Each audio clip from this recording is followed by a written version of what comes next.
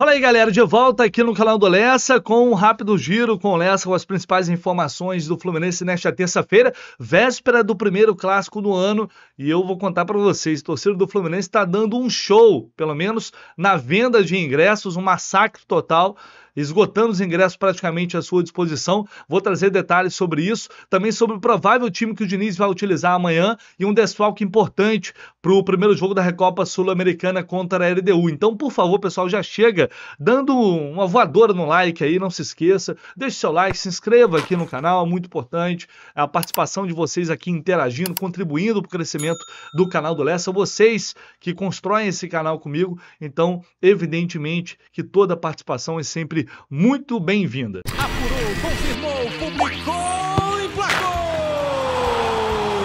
E eu só acredito no Lessa!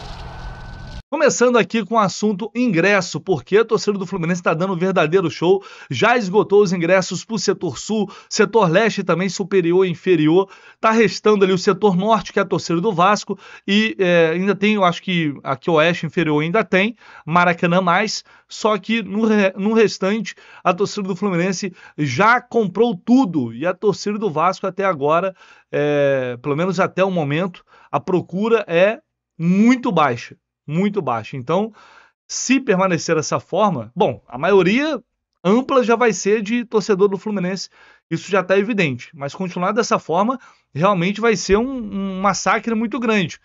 E aí alguns perfis relacionados ao Vasco estão fazendo meio que um mutirão de divulgação agora, chamando, convocando a torcida do Fluminense, né? E aqui o que chama a atenção aqui, são vários perfis do Vasco que estão fazendo essa convocação meio que na base do desespero, porque alguns estão reclamando da forma como o Vasco divulgou ou não divulgou essa venda. Né, que o mínimo que o Vasco poderia ter feito para divulgar a venda de ingressos para a partida contra o Fluminense era fazer o informativo completo no site oficial. De fato, alguns torcedores vieram me procurar reclamando que não tinha informação, que o Vasco não divulgou informação. Eu mandei que o Fluminense divulgou, só que a divulgação do Fluminense é voltada para o torcedor do Fluminense, evidentemente.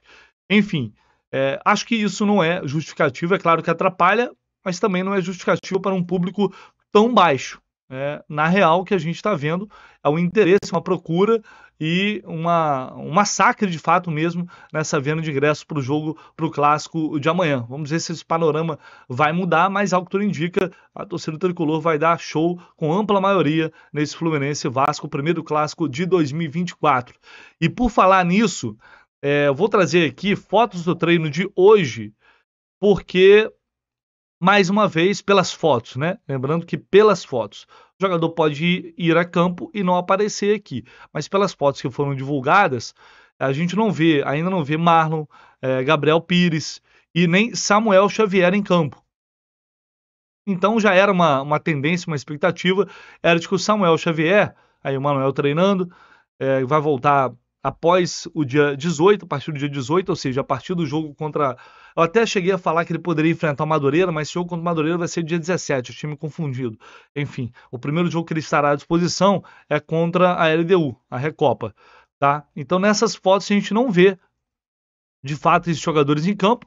Então, ao que tudo indica, estarão fora mais uma vez. Lembrando, as informações, reforçando as informações que eu trouxe na semana passada aqui no canal do Lessa. O Samuel Xavier sentiu um problema no joelho, até então ele estava sendo observado, só que eu ainda não tenho informação se ele já passou por exames, se foi detectada uma lesão ou não, tá? Eu vou tentar descobrir e apurar isso para vocês, já que não há já que as informações em relação a isso são bem escassas por parte do Fluminense. O Gabriel Pires sofreu uma lesão muscular, está se recuperando dessa lesão, e o Marlon, como a gente sabe, tem uma lesão no joelho e está num processo de transição para voltar a ficar à disposição. E dessa forma, a tendência é que o Diniz mantenha o time titular, que entrou contra o Nova Iguaçu, aliás, contra o Bangu, e enfrentou também o Sampaio Corrêa, né, com o Guga ali na lateral direita e o Thiago Santos na zaga. No mais, é aquele time, o time campeão da América, o time que a gente está acostumado com Fábio, Guga, Thiago Santos, Felipe Melo, Marcelo, André, Martinelli e Ganso,